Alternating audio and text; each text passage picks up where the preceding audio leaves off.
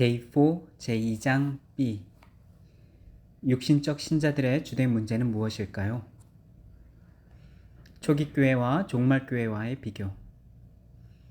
현대 교회의 영적 형편을 감안할 때 초기 교회는 대부분 영적 신자들로 구성되어 있었음이 분명합니다. 사도행전은 초기 교회의 급성장과 양성적 발전이 바로 이 이유에 근거했음을 보여줍니다. 초기 교회는 성령 외에 다른 어떤 도움도 기대할 수 없었습니다. 그러나 오늘날 우리에게는 활용 가능한 각종 도움이 산적해 있지만 성령은 결핍되어 있습니다. A.W. 토저 목사가 다음과 같이 말했습니다.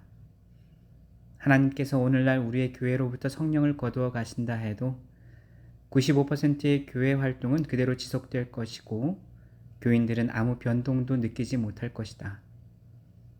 그러나 하나님께서 초대교회로부터 성령을 거두어 가셨다면 95%의 교회 활동은 즉시 중단되었을 것이고 교인들은 이 변동을 바로 알아차렸을 것이다. 우리는 성령 없이도 잘 지내고 있지 않습니까? 오늘날 교회는 대부분 육신적 신자들로 구성되어 있지 않습니까? 그 결과로 우리는 여전히 미약한 교회로 남아 있으며 승리하는 삶은 아직도 요원한 목표로 보입니다.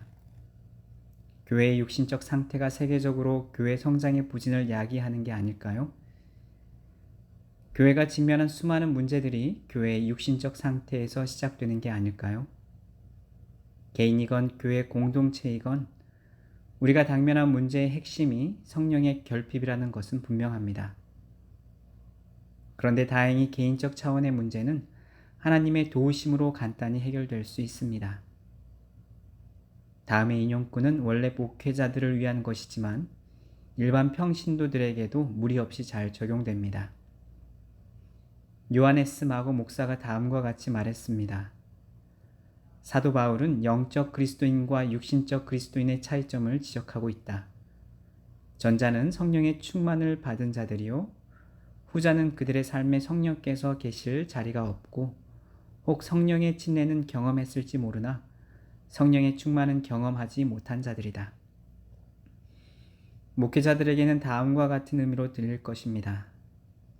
나는 정통 신학 교육을 받았다. 나는 기본적 성경 용어에 익숙하고 능란하게 성경을 해설할 수 있다. 나는 성경 진리를 이해했고 지적으로 수용했고 여러 세기에 걸쳐 내려온 역사적 교리학에도 능통하다. 나는 설교법을 바로 이해하고 있고 나의 설교는 현대 감각에 잘 맞는다. 이 모든 지식과 달란트에도 불구하고 나는 성령의 충만을 받지 못했다. 나는 책이나 교육, 첨단기기, 카리스마 같은 것으로 성령 충만한 삶을 대신하려 한다. 설교와 공중기도, 교회 활동, 전도의 준비, 목회자 상담 이런 모든 것은 성령의 도움 없이도 아무나 배워서 실천할 수 있는 것이 현실이다.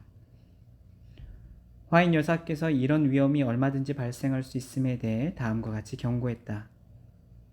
하나님의 영의 사역이 거의 부상되지 않는 이유는 목사들이 성령의 도우심 없이도 목회를 잘할 수 있도록 훈련되었기 때문이다. 설교를 직업으로 하는 사람들에게 정규 교육과 체계적이고 주기적인 훈련이 필요한 것은 말할 나위가 없겠으나 그들이 쉼없이 성령의 충만을 받는 것은 이보다 더욱 중요하다. 요약하자면 육신적 교인이란 자신에게 주어진 능력과 재능만을 의존하고 성령과는 상관없이 사는 교인들을 가리킵니다. 이들은 성령의 충만에 온전히 미치지 못했거나 아예 성령의 충만을 받지 못한 사람들입니다.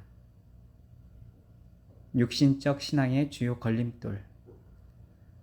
성경이 가르치는 위대한 윤리, 곧 원수를 사랑하고 이웃을 너그럽게 용서하고 죄를 극복하라는 등의 실천적 윤리는 성령의 능으로 이루어지는 것이지 인간의 노력으로 되지 않습니다.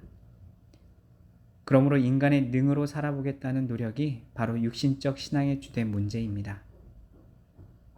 오로지 자신의 능력에 의존하여 하나님의 뜻을 행하려는 노력은 불가능을 추구하는 것입니다.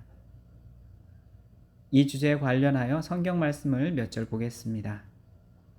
이사야 64장 6절. 우리의 의는 다 더러운 옷 같으며. 예레미야 13장 23절. 굿수인이 그의 피부를, 표범이 그의 반점을 변하게 할 수 있느냐? 할 수 있을진데 악에 익숙한 너희도 선을 행할 수 있으리라. 에스겔 36장 26절 27절.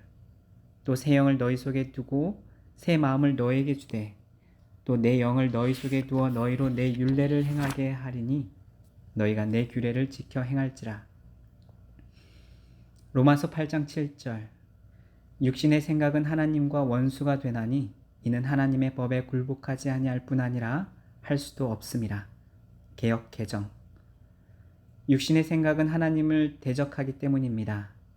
육신의 뜻대로 산 사람치고 하나님의 율법을 지킨 일도 없고 또 결코 지키려 하지도 않습니다. 현대어 성경. 화인 여사가 이 주제에 관해 명쾌한 해답을 주십니다.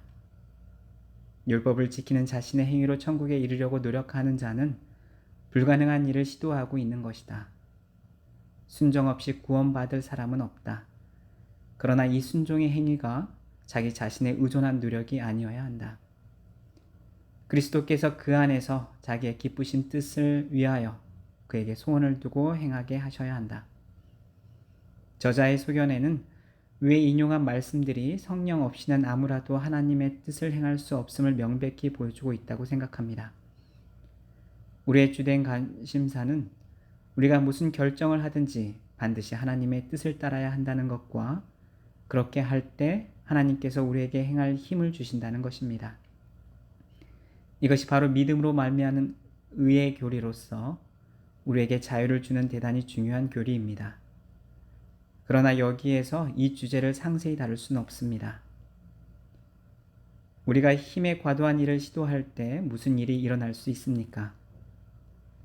이건 도저히 안 돼. 또 실패했잖아. 이런 자의식을 가질 때마다 우리는 당연히 실망감에 사로잡힙니다. 이 문제는 노년층보다는 청년층에 더 현저히 드러나는 것 같습니다. 사람이 나이를 먹으면 사회생활에서 의무감이나 책임감이 강해지기 때문에 실망되는 일이 발생해도 젊었을 때처럼 쉽게 짜증내지 않습니다. 그래도 문제는 연령의 다수에 상관없이 여전히 존재합니다. 다만 젊은이들 세계에서 이 문제가 더욱 뚜렷하게 표출될 뿐입니다. 믿음의 여정에서 우리는 자신의 능력에 의존하지 말 것입니다. 이것은 육신적 그리스도인들이 당면한 최대의 문제점입니다. 이 문제를 어떻게 처리하는 게 가장 바람직할까요? 기도를 더 진지하게, 더 많이 드리는 것이 좋다고 하는 분들이 있을 겁니다.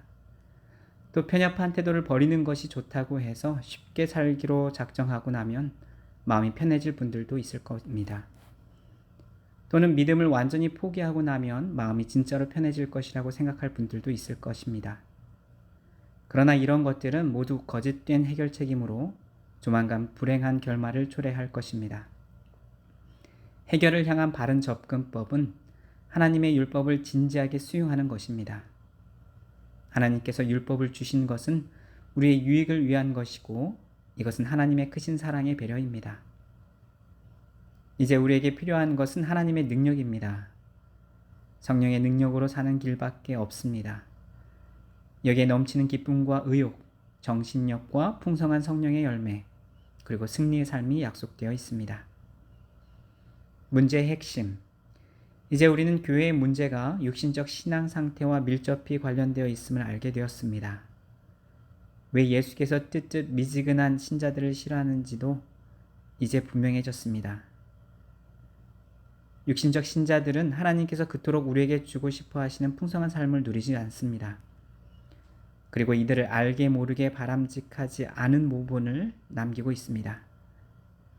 이 문제는 우리가 상상하는 것보다 더욱 심각합니다. 마음을 반쯤 바친 그리스도인들은 불신자보다 더욱 나쁘다. 이는 그들의 기만적인 말과 이도저도 아닌 입장이 많은 사람들을 실족시키기 때문이다. 아서 G. 다니엘스 목사의 저서 그리스도 우리의 의에 다음과 같이 쓰여 있습니다. 그러나 형식주의는 가장 기만적이며 파괴적이다. 그것은 감추어져 있기 때문에 예상치 못한 암초와 같아서 지난 여러 세기를 통하여 교회가 자주 이것에 부딪혀 거의 파선 지경에 이르렀다. 바울은 우리에게 경고하기를 하나님의 능력이 결핍된 경건의 모양은 말세에 사는 신자들에게 미칠 심각한 위험 중의 하나이므로 이 현혹시키는 기만으로부터 돌아서라고 충고하고 있다.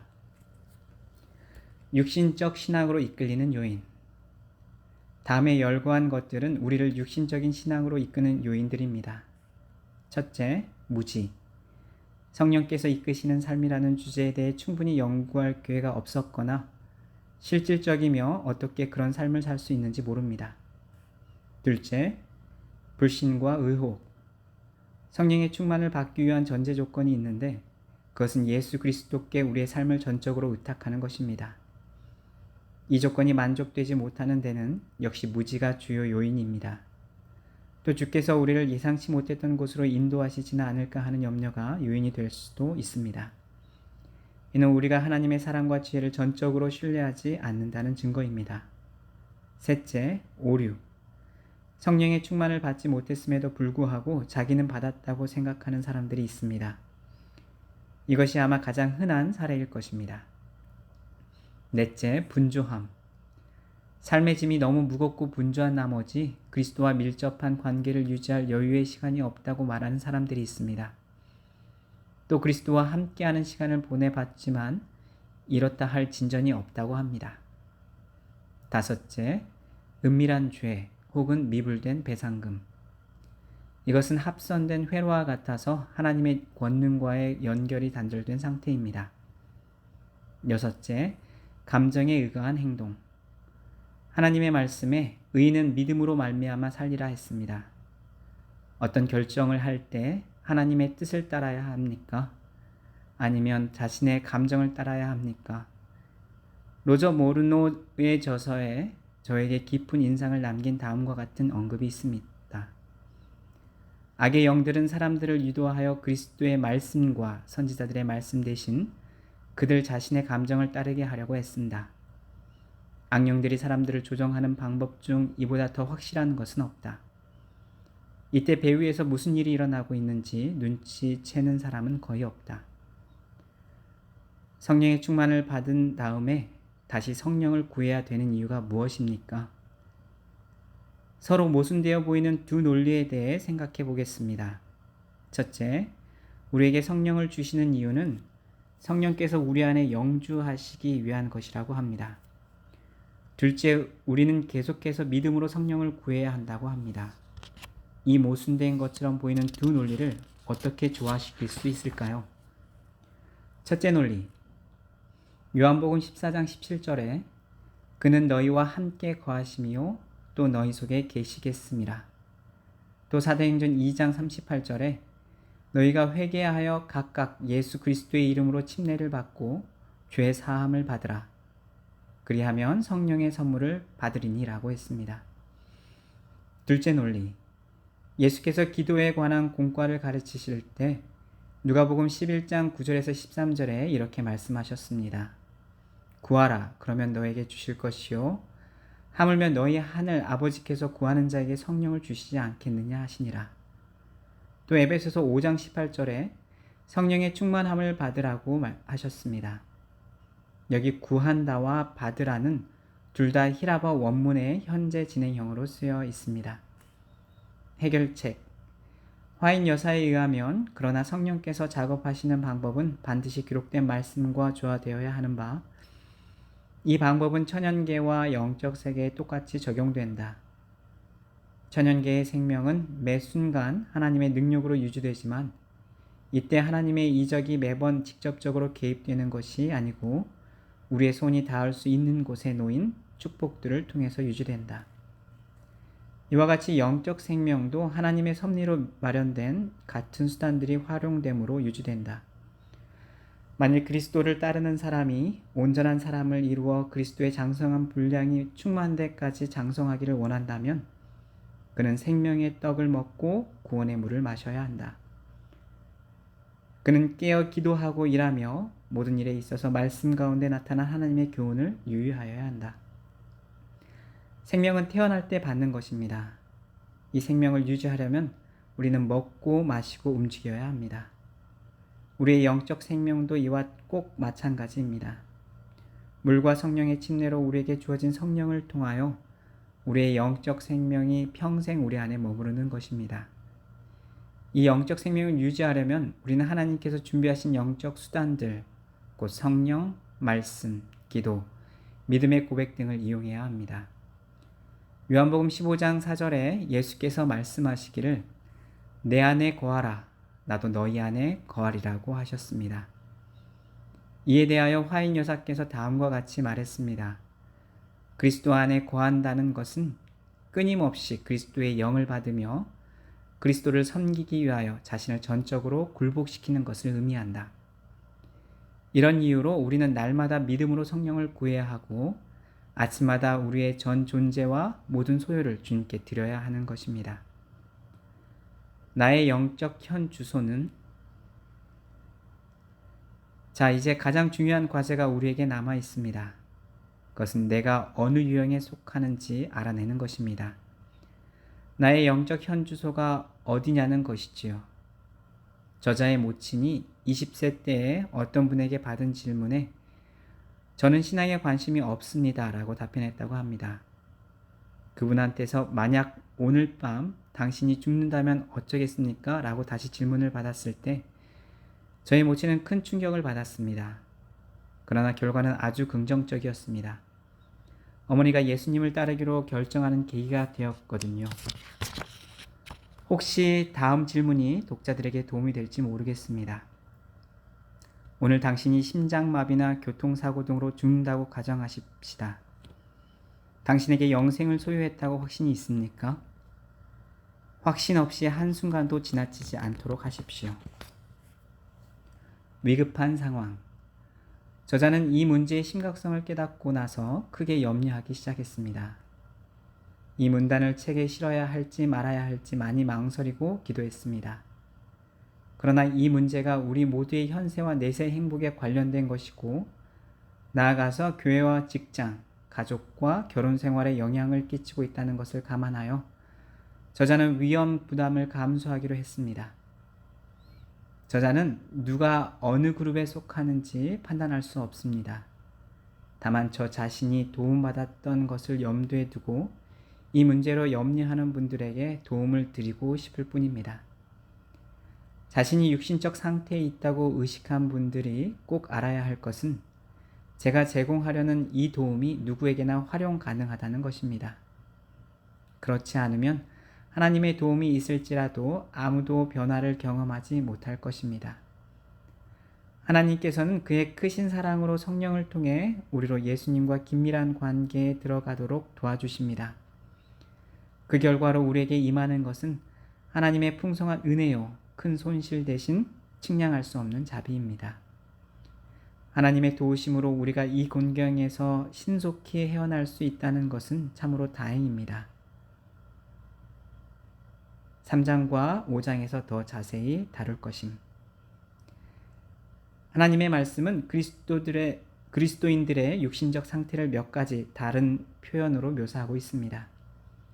각 유형 안에서 여러 다른 성향이 표출될 수 있겠지만 문제의 근간은 하나입니다. 다음은 성경과 영감의 말씀에 사용된 용어들입니다. 육신적임. 로마서 8장 1절에서 17절, 고린도전서 3장 1절에서 4절, 갈라디아서 5장 16절에서 21절. 미련함, 열처녀의 비유, 마태복음 25장 1절에서 13절. 미련한 처녀로 예표된 교회의 상태는 라오디게아의 상태와 동일시 되었다. 뜨뜻미지근함. 라오디게아 교회에 보내는 편지. 요한계시록 3장 17절에서 21절. 내가 차든지 뜨겁든지 하기를 원하노라. 계시록 3장 15절. 놀라운 말씀입니다. 예수께서 뜨뜻미지근함보다 찬 것을 선호하신다는 말씀입니다. 이유가 무엇일까요? 마음을 반쯤 바친 그리스도인들은 불신자보다 더욱 나쁘다. 이는 그들의 기만적인 말과 이도저도 아닌 입장이 많은 사람들을 실족시키기 때문이다. 불신자는 그의 색깔을 분명히 드러내지만 뜨뜻 미지근한 그리스도인은 양편을 다 속인다.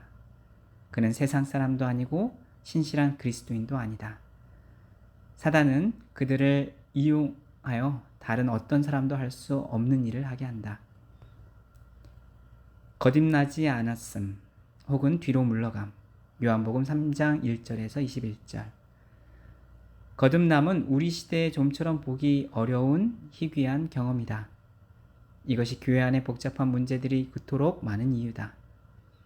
그리스도인으로 자처하는 수많은 사람들이 성화도 거룩함도 경험하지 못한다. 그들은 침례를 받았지만 산채로 장례를 치렀다. 자아가 죽지 않았기 때문에 그들은 그리스도 안에 있는 산 생명의 새로움으로 부활하지 못하였다. 경건의 모양. 경건의 모양은 있으나 경건의 능력은 부인하니. 디모데후서 3장 5절. H. 데니얼스 목사가 이에 관련하여 다음과 같이 말했습니다. 그러나 형식주의는 가장 기만적이며 파괴적이다. 이것은 감추어져 있기 때문에 예상치 않았던 암초와 같아서 지난 여러 세기를 통하여 교회가 자주 이것에 부딪혀 거의 파손 지경에 이르렀다. 사도 바울은 우리에게 경고하기를 하나님의 능력이 결핍된 경건의 모양은 말세에 사는 신자들에게 미칠 심각한 위험 중의 하나이므로 이 현혹시키는 기만으로부터 돌아서라고 충고하고 있다. 다음 화인 여사의 글은 우리에게 더 큰 부담을 던져줍니다.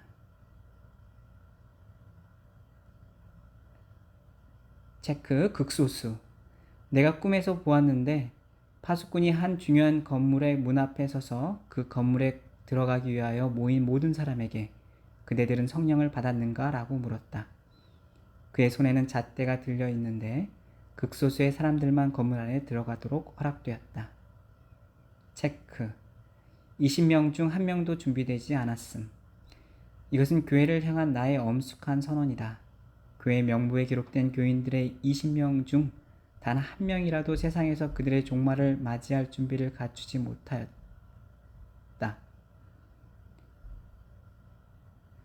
하나님도 소망도 없이 살고 있는 이들의 형편은 세상 죄인과 다를 바 없다. 체크. 왜 졸고 있는가? 왜 그리스도의 군사들은 그처럼 깊이 졸고 냉담한 상태인가? 그 이유는 그들이 그리스도와 실제적 연결이 거의 없고 그리스도의 영이 너무 결핍되어 있기 때문이다. 체크. 큰 위험. 지체하는 일을 삼가라. 그대의 죄를 버리고 예수님으로 말미암아 마음의 순결을 얻는 일을 지체하지 말라. 여러 천만 사람이 이 점에 실패하여 구원을 영원히 잃었다. 나는 사람의 생명이 짧고 덧없음에 대하여 여러 말을 않거니와 하나님의 성신에 애소하는 소리에 순종하기를 지체하고 죄의 생애를 살기로 택하는 일은 두려운 위험이니 이 위험에 대해서 우리가 충분히 깨닫지 못하고 있다. 과연 이러한 지체는 매우 위험한 것이다. 죄의 핵심이 무엇입니까? 그들이 나를 믿지 아니하며. 요한복음 16장 9절. 우리가 진심으로 예수님을 믿고 신뢰한다는 표는 우리가 예수께 얼마나 철저히 굴복하느냐로 판가름됩니다. 전적인 굴복으로 사실의 여부를 증명합니다. 매사에 어떻게 예수님을 따르는가의 여부로 사실이 판가름 납니다. 이 심각한 내용을 여기 포함시키기로 결정한 이유는 앞에서 설명했습니다. 이 사실의 현세와 내세의 개인적 행복이 걸려 있고 또 결혼 생활과 가족과 교회가 영향을 받을 것이기 때문에 저는 위험 부담을 감수하기로 했습니다. 여러 가지 의문들. 의문 중의 의문은 내가 과연 성령의 충만을 받았는가일 것입니다. 그 다음의 의문은 내가 성령 충만을 받았다는 것을 어떻게 알 수 있는가? 또 성령을 받기 위한 전제 조건은 무엇인가? 성령과 동거하는 삶의 긍정적 결과는 무엇인가? 사실은 아닌데 스스로 성령의 충만을 받았다는 그릇된 관념을 견제할 때 어떤 위험이 따르는가? 경고들의 감사함. 그런데 알고 보면 우리가 더 깊은 관심을 가져야 할 주제는 경건의 부흥입니다. 이 점을 하나님께 감사해야 합니다. 우리의 위대하고 놀라운 하나님께서 우리로 신앙 부흥에 관심을 가지도록 성령을 통해 종용하시는 데는 중대한 이유가 있을 것입니다. 혹시 다음에 열거한 것들이 그중 몇몇 이유가 아닐까요? 체크. 하나님의 목적은 우리의 영적 결핍을 경감해 주시고 우리를 라오디게아 상태로부터 건져내는 것입니다. 체크. 하나님께서는 임박한 예수님의 재림과 재림 전 사건들을 위해 우리가 준비되기를 원하십니다. 체크. 하나님께서는 하나님의 계명을 지키며 예수의 증거를 가진 자들을 통해 세상에서 위대한 경건의 부흥운동이 시작되기를 원하십니다.